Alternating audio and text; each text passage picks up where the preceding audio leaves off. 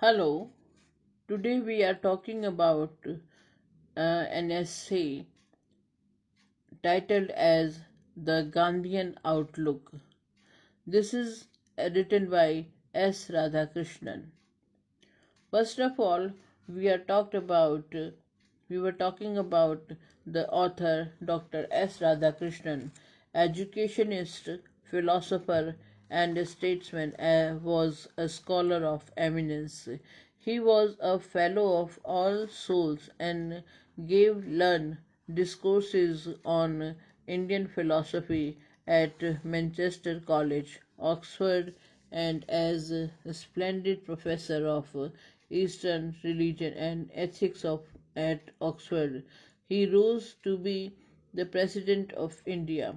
As a philosopher and a statesman, Radhakrishnan made a lasting and unique contribution to the way we think about the world and about certain philosophical and social concepts like democracy. His birthday is celebrated as Teacher's Day. His style is comprehensive and characterized by immense learning, directness, brevity, and simplicity.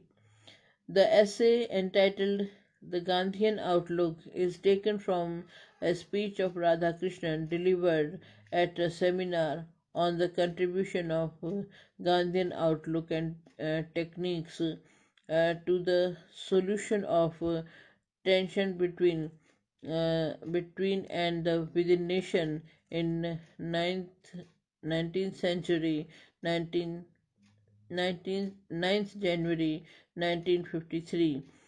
The Gandhian Outlook by Radhakrishnan calls Gandhiji an essential religious man.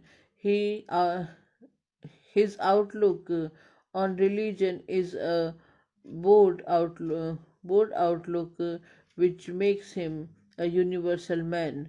Various religions give emphasis on some general qualities of behavior and our religions and about God and the Word. If we analyze them, we shall find that basically all religions speaks of some common qualities and ideals. Gandhiji's greatness lies in the fact that he seriously implements these ideals in life. His greatest contribution is to make us understand that even in this world of narrow loyalties, it is possible for us to incarnate these great ideals of truth and love. As a religious man, he was essentially a universal man and internationalist. He took up the cause of India to demonstrate to the world that principle of non-violence could be applied to the whole world. He argued that political freedom could be won by violent method. He wanted to show to the world that the method sanctified by history, violence, deceit, and running was not the only way to achieve political objectives. Winning the freedom by non-violent method would be the lesson to the rest of the world.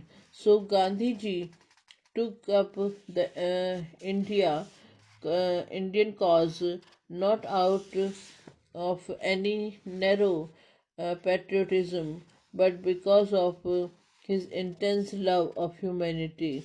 And in order to enable humanity to adopt a different outlook with regard and to the problem which faced humanity. In that sense, he was first an internationalist and only then a nationalist. His whole attitude was one of the universalism. If we have conflict with the Englishmen, let us not hate the Englishman. Hate the evil, not the doer. Gandhiji's whole attitude was to understand the opponent. His attitude of love made him feel that other religions are also to be regarded as valid as his own. The belief that that your religion is supreme was wrong. It is kind of spiritual pride. His standpoint was that truth happens to be a sense of all religions. He wanted that everyone should this this both in mind and spirit. Gandhiji wished us to love and sympathize with other people. For real human unity in this world, we must take our religion more seriously, or our primary loyalty must be to the human race. It is the sense of common humanity that is lacking today. National loyalties must be subordinate to world citizenship.